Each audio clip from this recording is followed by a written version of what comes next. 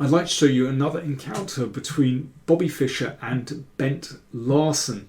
But this one was played in 1966 in the Piatigorsky Cup tournament. More about that in a second. But first of all, I wanted to say that I was struck by the many negative comments about Larsen when I was going through these games from their candidates match. And, well, maybe that's understandable. He was given a complete drubbing, 6-0. But I wanted to redress the balance a little bit and show that Larsen was really a superb player with so many fine qualities. So I'm going to look at this game, against Fischer, played in 66. Larsen in the late 1960s was on tremendous form. He won so many tournaments, and not just weak tournaments, but really strong tournaments, and he could match the Soviets. He was really afraid of no one at all. So this tournament, the Piatigorsky Cup, this was played in Santa Monica in California and featured, well, really the top grandmasters in the world at that time, or some of them anyway. So there was Spassky and Petrosian, well, Larsen and Fischer, Unzicker, many others. And I'm taking notes that Larsen gave to this game from the superb tournament book. There we go, you can see that hopefully, with a couple of wonderful photographs of Fischer and Spassky on the front. I love the photo of Spassky in particular. He looks so laid back there, and he was laid back because he won the tournament with 11.5 points. He won 5 games and drew 13. So he did it in style. It's like he didn't press things too much. Fischer was second with 11. Fischer, fighting to win in every game. He won 7, lost 3, drew 8. Larsen was third with 10. And again, just like Fischer, he plays to win in every game. He won 7, lost 5 and drew 6. So a real up and down tournament for Fischer and Larsen, whereas Spassky steadily got to the finishing line ahead of everyone else. Anyway, let's look at this game. So Fischer with the white pieces against Larsen. And best by test, Fischer is playing e4, and it's his favourite Spanish with white. Larsen played so many different openings with black. Really, all kinds of Sicilian, the Caracan in later years, the Scandinavian, of course, and, well, occasionally the open variation. And this is so typical of his style. He was such an optimist. He loved to unbalance the positions. And here's what he wrote in the tournament book. Play the open variation of the Rey Lopez is my advice to all ordinary club players. Why does everybody try to copy the Grandmaster's strange positional manoeuvres in the bishop to king 2 variation, bishop e7 variation, instead of fighting for the initiative? So there we go, Larsen fighting for the initiative. This was him all over. And, well, it's no surprise that the open variation was a favourite of another player, a contemporary of Larsen's, who loved to fight for the initiative, of course, Viktor Korchnoi. So, main line of the open variation. And, there are so many complex variations. This has been studied way back in the 1920s, and was still, the time this game was played in 1966, still kind of hot, very hot theory. Still is today, of course. And this is interesting. In this position, well, Larsen notes that f5, knight f2, knight takes d2, they're all possible. But he says, bishop f5, the move he played. The text has a bad reputation, But most books give very strange reasons for this. That's what Larsen says. And again, that was typical Larsen, that he wasn't afraid to go against the grain, to go against orthodoxy, to fight a cause if he thought there was a chance. So here we go, knight to b3. And white starts to set up control over c5 and d4. And black has to be very careful here. If white gets control of these squares and starts to push this kingside pawn majority, black can get rolled away. So black has to play very, very actively here. So bishop g4. And this might look strange to give up this dot squared bishop. But in fact, this knight can come around to this interesting square. There's also a bit of pressure on e5 as well. And of course, the pin is a little bit irritating for white. But yeah, I mentioned Korchnoi earlier. Korchnoi actually had this position twice against Karpov in their match in 1978 in Baguio, the World Championship match. Korchnoi tried bishop h5. He also tried d4. Both games ended in a draw. Larsen went for rook e8, just putting a little bit more pressure here. And then knight e6, this typical position for the knight in the open. And it is a very fine square.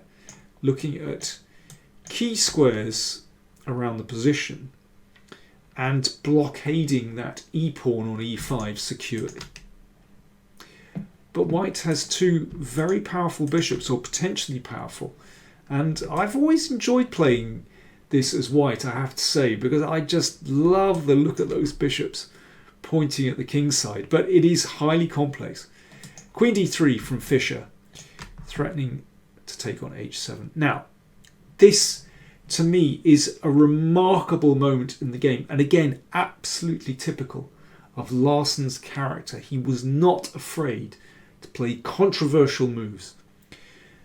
So how does black defend the pawn on h7? Well, it seems to me that, knight f8 is the obvious move. The knight is safe here on h7. On f8, covering the h7 square.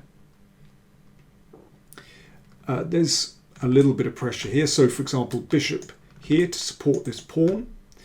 And then this bishop could drop back. Again, absolutely typical maneuver for the open Spanish. And neutralise the strong bishop on c2. And chances, I think, are very balanced in that position. But what did Larsen play here? To my eyes, an extraordinary move. g6. Which just weakens these dart squares around the king. Now, that knight does control these dart squares, but still, this is incredibly risky. And Larsen said afterwards in the tournament book, solid and good was knight f8. That would be good enough for many people. So anyway, solid and good was knight f8. I don't like to weaken the black squares around my king that way. And I don't know what got into me. But it was something about playing as energetically as possible.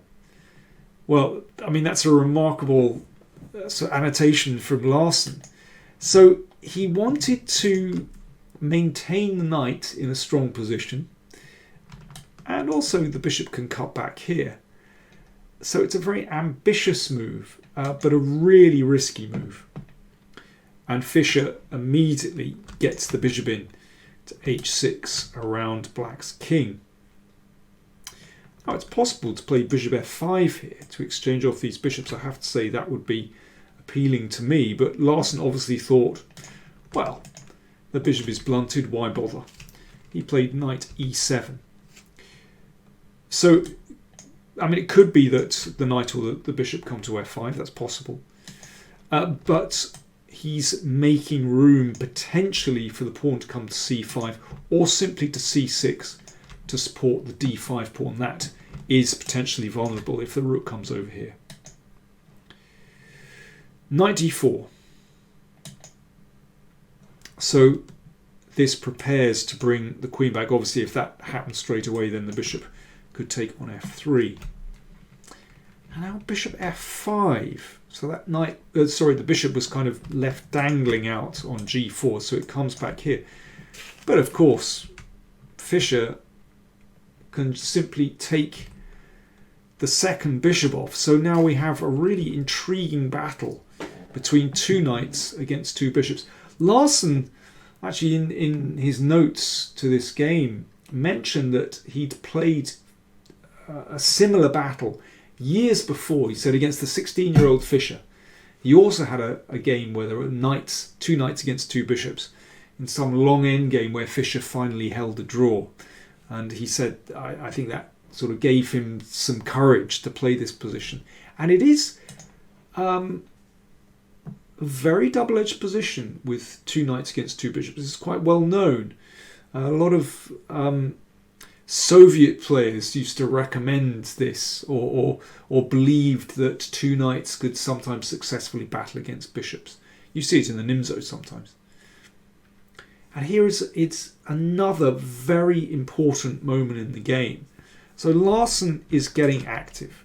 That's what he's about. He loves activity. And he mentions a really interesting variation here. Now, first of all, if queen takes pawn, then actually rook here is rather embarrassing, skewering the queen. Fischer played here queen f1. He could have played queen f3.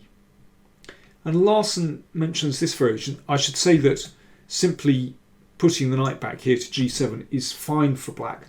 But typical Larsen, he said he wanted to play knight g5, give up this pawn. Okay, white is saved by this. Push the queen here, give up this pawn, and rook d2. So black is 2 pawns down, and Larsen said rook d2 with good chances. So basically he's got the initiative, and that's all he cares about, even though he's 2 pawns down. In fact, I mean, a computer will tell you that white should be better here, but, well, this is a game between two humans, and Larsen loves activity. So, Fischer didn't want to get involved, played queen f1, and there is a potential threat to take on f5, but again, Larsen was not in any way fazed by this, not intimidated at all. And he simply played knight c5, the knight coming back again with the potential to hop into e4. So what's the story with bishop takes knight? Well, in fact, it's hard to attack this one, particularly with the queen here supporting it. And this, well, the knight, well, it might come into e4, but it's more likely to come back to e6. And then king here, rook over. That pawn could potentially be used as well. Black is very active on the king side. So Fischer didn't bother with that. So knight c5 just played. g3, attacking the queen, which swung over to c4. So Larsen continuing his policy of playing very actively. So if the queens are exchanged, then you can see that it could be possible to land a knight into d3. So Fischer doesn't want that. I mean, if Fischer wants to play safely here, you could force an exchange of queens with b3 or rook d1. And I mean, I think the position is playable for black. I would still prefer white there, but it's playable. But that's a safe way for white to play. But typical Fischer, just like Larsen, he is going for the win all the time. And he sees the weakness on the king side with these weakened dark squares and thinks, right, I want to keep the queens on the board and checkmate my opponent. Fair enough. But Larsen has calculated quite deeply. Knight d3, which, it's funny, this looks kind of perilous. In fact, it's okay. And this forces an exchange of bishop for knight. So, you know, if the rook moves, it's attacked, then, well, e5 is actually on prise, but, you know, depends where white moves to. So that gets exchanged. But no doubt all planned by Fischer, because he's managed to get his bishop in the most dangerous position into f6, and now the situation is critical for black. So c6 was played to defend this pawn, because otherwise that would come. And now g4, pushing the knight back, and this is critical. By the way, rook d1 would not be very bright, because then rook takes e5. That's a useful tactic. Rook takes queen, rook takes rook. So this position, knight g7 just played. Rook e3, absolutely critical. And the queen comes here, which looks so dicey, to put the queen on the same line as the bishop. But it means, well, for the moment that rook can't swing across, because the queen will take the bishop. And now Fischer played b3. And this is, well, the battle is reaching its climax here. Fischer now played pawn to b3. And Larsen says, I had about a quarter of an hour left and was very nervous. Could I defend against a direct mating attack? The text move, that is b3, was a great surprise to me. Was it necessary for Fischer to worry about his queenside pawns? Well, b3 in fact is not a bad move, but of course it is necessary, critical, to see what happens if white just goes for a direct attack with queen h3. So after queen h3 there is already a threat to take here, give a check, and then bishop takes queen, for example. You know, that's in the air. But queen takes b2, remarkably, it's possible to do this. So that attacks the rook comes across. Now, a couple of moves. Queen takes pawn is possible, but d4, I want to show you this variation.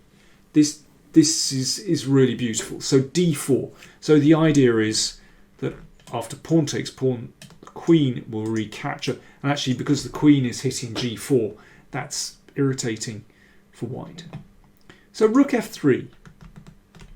So the queen still seems to be miles away from the king side, and we've got 4 white pieces attacking. How can black survive? Well, incredibly, black can survive here. It is really remarkable. So bishop f6.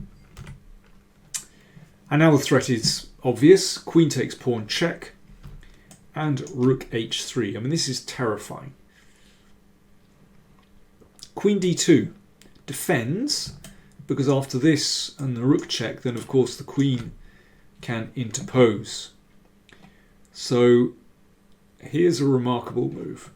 The queen is attacked. How does white keep going? You put the rook on e3, which now means, because this diagonal is blocked, once again queen h7 and rook h3 and rook h8 mate is threatened. Okay, let me just show you that, just in case there's any doubt. And boom.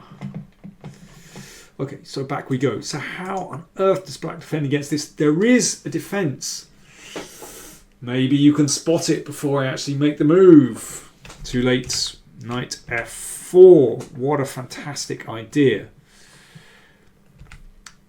So that has to be taken. Remember, well, this isn't going to work because the knight is going to block on h5. So rook takes, pawn takes, and now the queen goes in. So the sword of Damocles is hanging over the black king's head, but in fact black has enough here to make a draw. Well, obviously rook takes pawn will be met by queen takes queen. So king up, and now give a new queen, and actually there is no escape here. For example, if the king goes up there, you can give a check here. And, well, king here wouldn't be very advisable because we've got rook takes. So basically the king comes back, and that is a draw by perpetual check. So Larsen can actually survive that by the skin of his teeth, but I find it very interesting to read that Larsen himself, playing the game, wasn't absolutely sure he could survive. That shows, he's a real gambler. Anyway, Fischer played b3. And now b4, and a very interesting move. So if that's taken, then d4, attacking the rook, and when it moves, queen takes bishop. So Larsen has found some tricky ideas, and in fact Fischer cracks at this moment.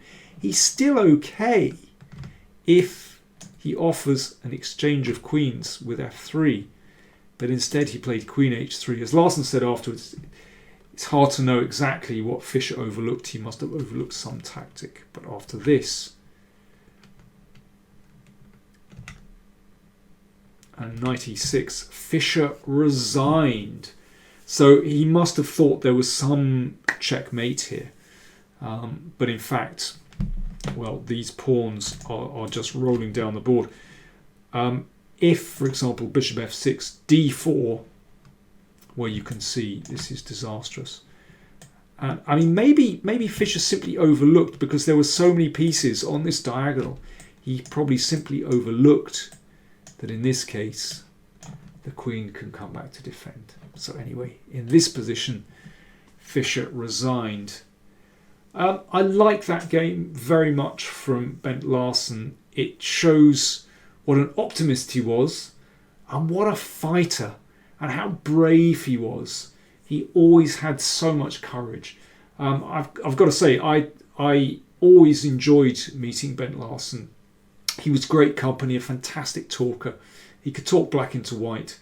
But he was a very interesting man, with very engaging, with so many anecdotes. I was fortunate enough to play him on several occasions.